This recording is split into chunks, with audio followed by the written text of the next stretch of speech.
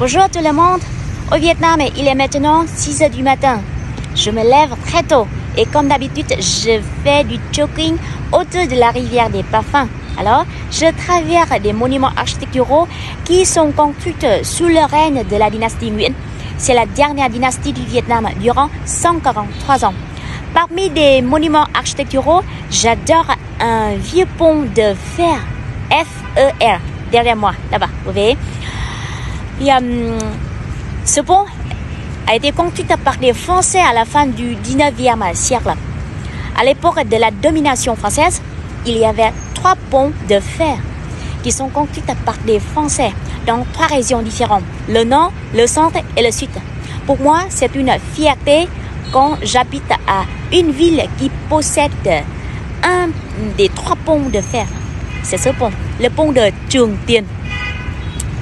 J'habite à Huế, c'est une belle ville au centre du Vietnam.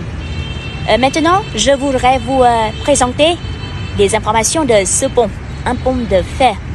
En 1897, sous le règne du 10e roi de la dynastie Nguyen, le résident supérieur a confié à Eiffel la conception et la construction d'un pont de fer. Et vous savez, la conception de ce pont est réalisée par Gustave Eiffel. C'est un architecte très connu en France. La construction de ce pont est achevée en 1899. En total, 2 ans. Au début, ce pont portait le nom du 10e roi de la dynastie Nguyen.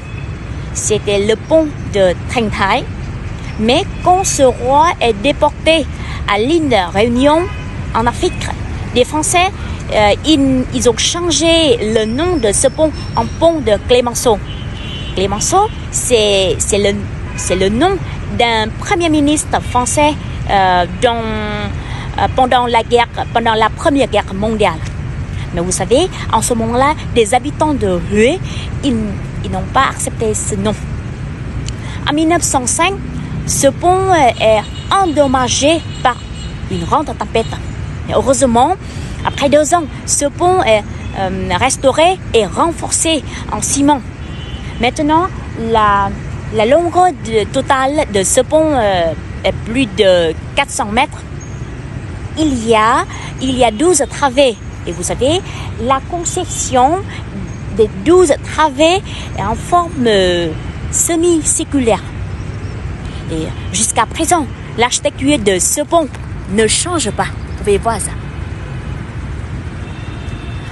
En 1945, des habitants de cette ville, ils ont utilisé un autre pont, un autre nom pour ce pont. C'est le nom de Trung Tiên.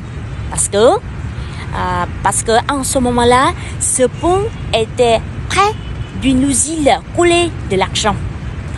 Trung, c'est-à-dire l'usine. Tiền, c'est-à-dire l'argent. Donc, le nom de Trung Tiên, c'est un beau nom, c'est un nom correct. Jusqu'à présent, l'architecture de ce pont n'est pas changée.